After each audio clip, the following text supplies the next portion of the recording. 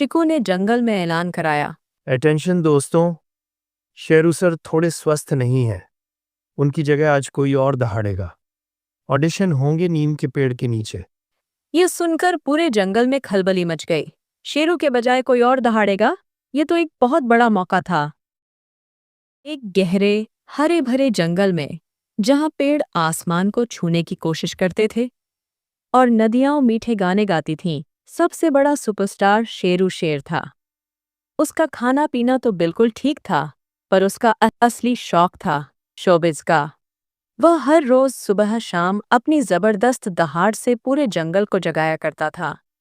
सारे जानवर उसे सुनकर डर तो जाते थे, पर अंदर से सब उसे पसंद भी करते थे। उसके साथ रहता था उसका मैनेजर, एक बहुत ही चालाक लोमड़ी जिसका नाम था चिकू।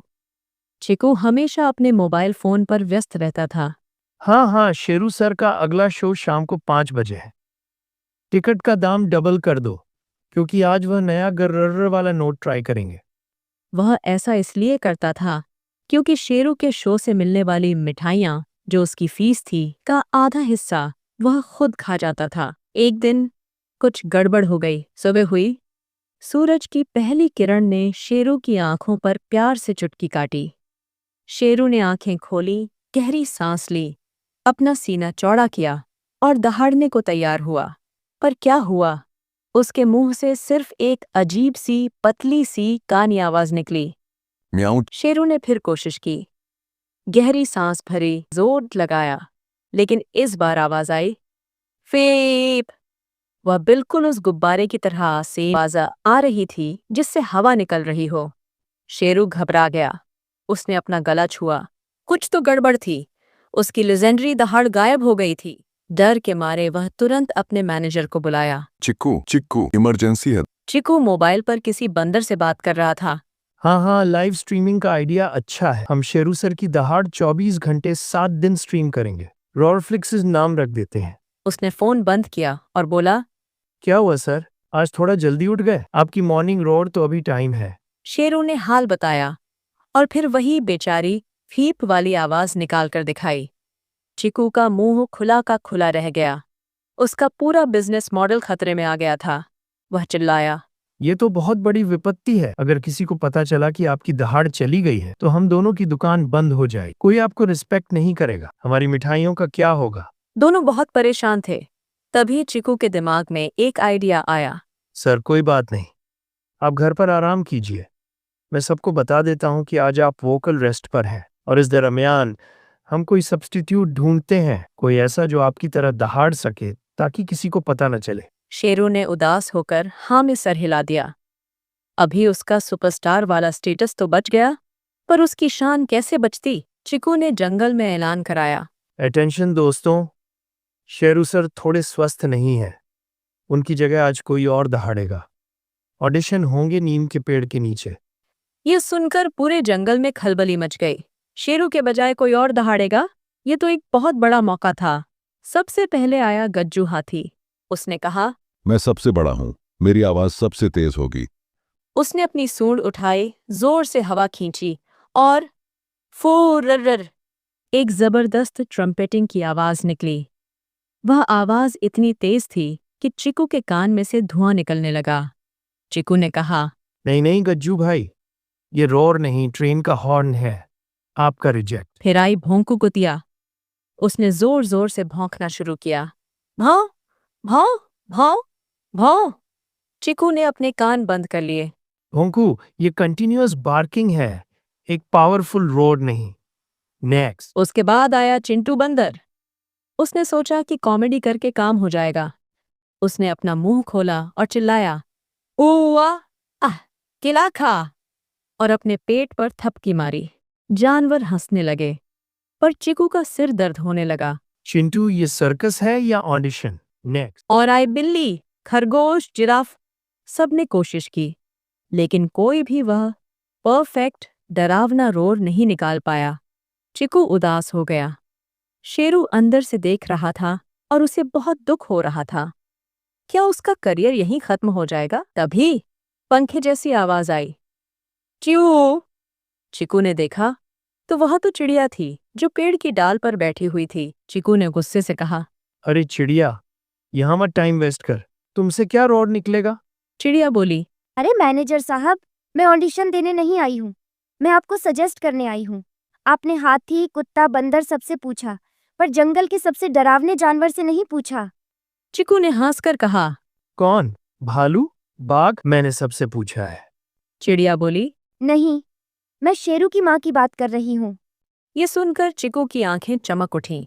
हाँ, वाकई में शेरू की माँ रानी मैडम एक बूढ़ी शेरनी थी जो अब जंगल के अंदर आराम से रहती थी। लोग भूल गए थे कि एक जमाने में उसकी दहाड़ शेरू से भी ज्यादा डरावनी होती थी। चिकू और शेरू दोनों रानी के घर पहुंचे। रानी एक किताब पढ़ रही थी। चिकू ने हाथ जोड़कर कहा।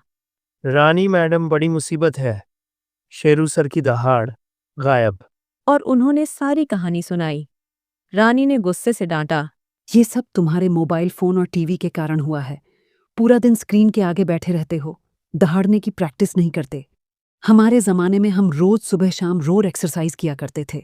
शेरू शर्मिंदा होकर नीचे देखने लगा। फिर रानी ने कहा। अच्छा, ठीक है, आज के लिए मैं मदद कर दूंगी, पर एक शर्त है। कल से शेरू मेरे पास रोड की प्रैक्टिस करने आएगा रोज, और तुम चिकू उसकी मिठाइयों का सिर्फ चौथाई हिस्सा ही लोगे, बाकी 3 हिस्से गरीब जानवरों में बांट दोगे। चिकू ने मन में सोचा कि चौथाई हिस्सा भी कुछ नहीं, पर क्या कर सकता था। उसने हाँ कर दी। शाम हो गई थी, शो का टाइम हो गया था। शेरू स्टेज पर पहुंचा। उसके पीछे एक बड़ी सी छतरी में छुपकर रानी खड़ी थी। सारे जानवर इकट्ठे हो गए थे। सब उत्सुक थे कि आज कौन दहाड़ेगा। शेरू ने दिखावा किया कि वह गहरी सांस ले रहा है। उसने मुंह खोला और उसके पीछे से रानी ने अपना पूरा जोर लगाया। वह आवाज ऐसी थी जैसे आसमान फट गया हो। जमीन हिल गई, पेड़ों के पत्ते झड़ गए, जानवर एकदम से उड़े, फिर खुश होकर चीयर करने लगे। वाह वाह, क्या दहाड़ है! शेरू सर तो आज भी जवान है। शेरू ने शर्मिंदगी से मुस्कुराकर सबको थैंक यू बोला। उस दिन का शो सुपरहिट रहा। अगले दिन से शेरू अपनी माँ के पास प्रैक्टिस करने जाने लगा। पहले दिन उसकी दहाड़ फिर से फीप जैसी निकली। रानी ने उसे सिखाया कि कैसे सही से सांस लेनी है, अपने पेट की मांसपेशियों का इस्तेमाल कैसे करना है। धीरे धीरे 1 हफ्ते बाद उसकी दहाड़ थोड़ी बेहतर होने लगी, म्याऊं जैसी आने लगी। 2 हफ्ते बाद भौं जैसी। 1 महीने बाद आखिरकार वह एक अच्छा ठोस रोड निकाल पाया। वह बिल्कुल परफेक्ट तो नहीं था, पर वाकई में डरावना लगता था। इस दौरान जंगल के जानवरों को पता चल गया था कि शेरू की दहाड़ पहले जैसी नहीं रही, पर अब वे उसे लेकर हंसते नहीं थे, क्योंकि उन्होंने देखा था कि वह मेहनत कर रहा था। रोज सुबह वह प्रैक्टिस करता, अपनी माँ की बातें मानता, लोग उसे बेसही प्रोत्साहित करते। और चिकू, उसने मिठाइयों का सिर्फ चौथाई हिस्सा ही लिया, जैसे उसने वादा किया था। बाकी हिस्सा छोटे जानवरों में बांट दिया। तो आजकल जब भी चिकू जंगल से गुजरता, सब उसे प्यार से बुलाते, अरे चिकू भाई, आओ ना, कुछ मीठा खिलाओ। पहले लोग उसे सिर्फ एक चालाक मैनेजर की नज़र से देखते थे, अब वह एक अच्छे दोस्त बन गए थे। एक दिन जंगल का मेला लगा। वहां पर टैलेंट शो हो रहा था। सबने अपना परफॉर्मेंस दिया। गज्जू ने सालसा डांस किया, भोंकू ने कॉमेडी की, चिंटू ने गिटार बजाया। शो के एंड में सबने कहा, शेरू सर आप भी कुछ कीजिए। शेरू स्टेज पर आया। उसने कहा, दोस्तों, आज मैं जो भी हूं वह मेरे मैनेजर चिकू की वजह से नहीं, बल्कि मेरी माँ की वजह से है, जिन्होंने मुझे दोबारा सिखाया, और आप सबकी वजह से है, जिन्होंने मेरी कमी को हंसी में नहीं उड़ाया, बल्कि मुझे सपोर्ट किया। तो ये परफॉर्मेंस मैं आप सबके लिए कर रहा हूं। उसने गहरी सांस भरी और अपना पूरा जोर लगाया। गर्रर्रर।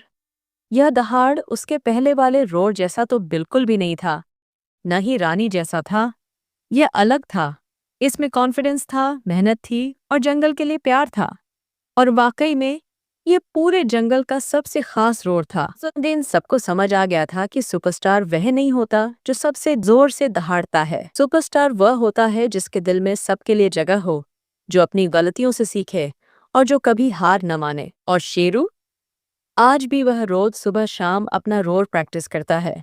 और कभी कभार जब उसे लगता है कि आवाज थोड़ी कमजोर हो रही है, तो वह तुरंत अपनी माँ के पास चला जाता है। और चिकू रोर फ्लिक्स फीस की जगह जंगल फूड बैंक चलाता है। और सबसे अच्छी बात, आजकल शेरू की दहाड़ सुनकर लोग डरते नहीं, मुस्कुराते हैं, क्योंकि उन्हें पता है कि इस दहाड़ के पीछे कितनी मेहनत और प्यार छुपा हुआ है। बस फिर से कभी उसकी आवाज पीप जैसी हो भी जाए तो कोई बात नहीं, क्योंकि जंगल वालों के पास अब उसका रिप्लेसमेंट है, एक छोटी सी समझदार चिड़िया।